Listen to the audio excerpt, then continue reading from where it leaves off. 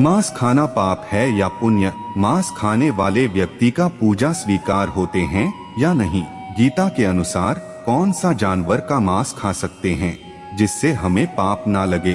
भगवान श्री कृष्ण ने अर्जुन को जीवन, धर्म, कर्म और मोक्ष के बारे में ज्ञान दिया है। गीता में कई विषयों पर चर्चा की गई है, लेकिन विशेष रूप से मांसाहार को लेकर क्या कहा गया है? चलिए गीता के श्लोकों और उनके भावार्थ पर एक नजर डालते हैं। भगवद गीता के अध्याय 17वें अध्याय में भगवान श्री कृष्ण ने 3 प्रकार के आहारों का वर्णन किया है, सात्विक, राजसिक और तामसिक। आइए देखें कि इनमें से किस प्रकार का आहार हमारे लिए है। श्लोक 17.7 में कहा गया है, सात्विक, राजसस, तामसस च एवं आहार त्रिविधो भवति प्रियत। अर्थात आहार भी 3 प्रकार का होता है, सात्विक, राजसिक और तामसिक। सात्विक आहार वह होता है जो स्वास्थ्यवर्धक, रसयुक्त, स्थिर और हृदय को प्रसन्न करने वाला हो। यह आहार मन को शांत और शुद्ध बनाता है और आध्यात्मिक उन्नति के लिए आदर्श माना जाता है। राजसिक आहार वह है जो कड़वा, खट्टा, नमकीन, अधिक गर्म, तीखा और सूखा हो, जो दुख, चिंता और रोग उत्पन्न करता है। तामसिक आहार वह है जो बासी, गला हुआ, दुर्गंधयुक्त, अपवित्र और अवशिष्ट हो, जो अज्ञानता और आलस्य को बढ़ाता है। गीता में सीधे तौर पर मांसाहार का उल्लेख नहीं है, लेकिन तामसिक आहार की जो परिभाषा दी गई है उससे यह निष्कर्ष निकाला जा सकता है कि मांसाहार तामसिक आहार की श्रेणी में आता है। तामसिक आहार से हमारे मन और शरीर में नकारात्मक ऊर्जा और आलस्य की वृद्धि होती है, की ओर प्रेरित करना है। मांसाहार करने से हमारी आत्मा की शुद्धि और आध्यात्मिक प्रगति में बाधा उत्पन्न हो सकती है। इसलिए सात्विक आहार को अपनाना हमारे आत्मिक विकास के लिए सर्वोत्तम माना गया है।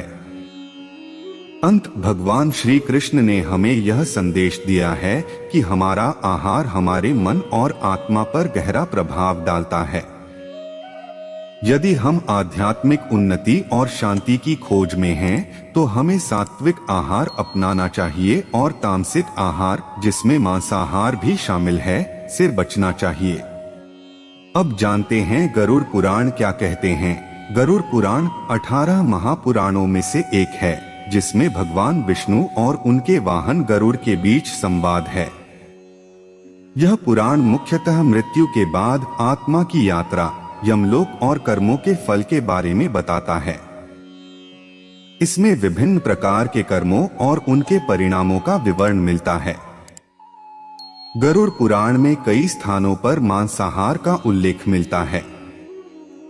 इसमें बताया गया है कि मांस खाना एक पापमय कर्म है और इसके कारण व्यक्ति को मृत्यु के बाद कठोर दंड भोगने पड़ सकते हैं।